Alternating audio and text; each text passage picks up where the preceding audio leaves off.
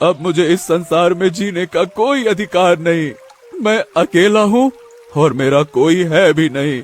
अर्जुन तालाब में कूदने ही वाला था कि तभी पीछे से किसी ने उसके कंधे पर हाथ रखा। अर्जुन ने पलट कर देखा तो एक बूढ़ी औरत उसके सामने खड़ी थी। आत्महत्या करना पाप है, जीवन से हिम्मत नहीं हारनी चाहिए। मैं तुम्हारी बातें सुन रही थी, कौन हो तुम? अर्जुन फूट पड़ा और पूरी घटना बूढ़ी औरत को सुना दी। ये सुनकर बूढ़ी औरत की आंखों में चमक आ गई। अच्छा, तो बंसी नाम का व्यक्ति तुम्हें गुफा से राक्षस के चंगुल से उठाकर ले आया था। आपकी बातों से ऐसा लग रहा है कि जैसे आप कोई रहस्य जानती हैं क्या? तुम साधारण नहीं हो, बहुत ही खास हो। इस संसार में तुम जहाँ भी रहोगे, लोगों के साथ कुछ ना कुछ उल्टा सीधा होगा। इसके दो कारण हैं। पहला, तुम इस संसार के नहीं हो। दूसरा, तुम श्रापित हो। आप आखिर हैं कौन? मैं कौन हूँ ये तुम बहुत जल्द जान जाओगे।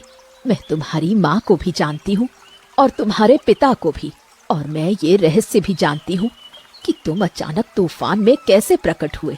हाँ, तो जल्दी से बताइए ना। ऐसे नहीं बता सकती। सबसे पहले तुम्हें अपने ऊपर और अपने परिवार पे लगे श्राप को दूर करना होगा। तुम ही हो जो उस गुफा में रहने वाले राक्षस का अंत कर सकते हो। आप कहना क्या चाहती हैं?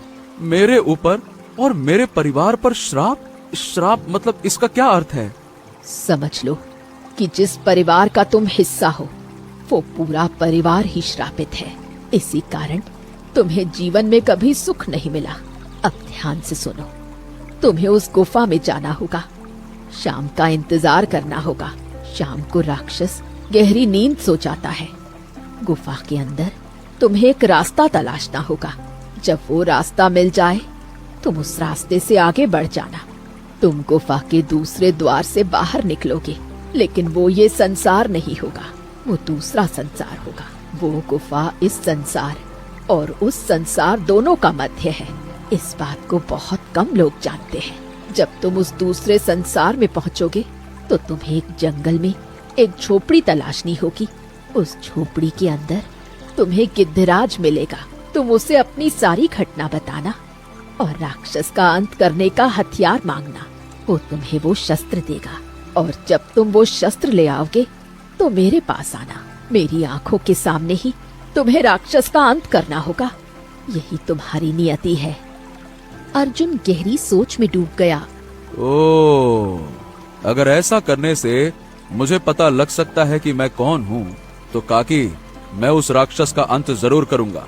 आप तो बस ये बताइए वो गुफा कहाँ है? बूढ़ी औरत तुरंत आगे बढ़ी।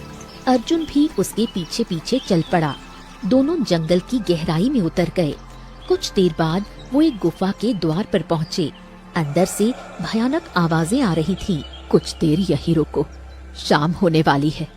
जब सन्नाटा छा जाए समझ जाना कि राक्षस सो चुका है। अर्जुन चुपचाप वहीं बैठ गया। कुछ देर बाद शाम हो गई, सन्नाटा छा गया। अब जाओ।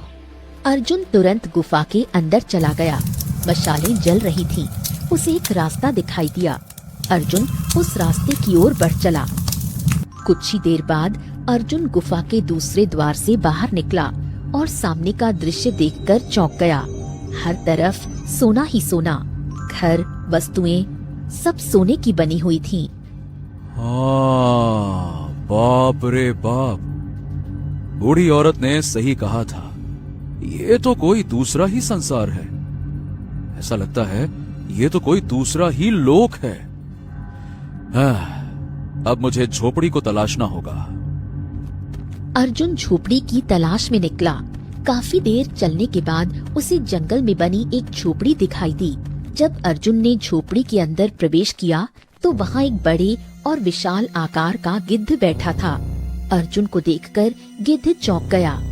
तुम यहाँ पर क्यों आए हो? अर्जुन ने उसे पूरी घटना बता दी। समझ गया, तो आखिरकार श्राप से मुक्त होने का समय आ गया है।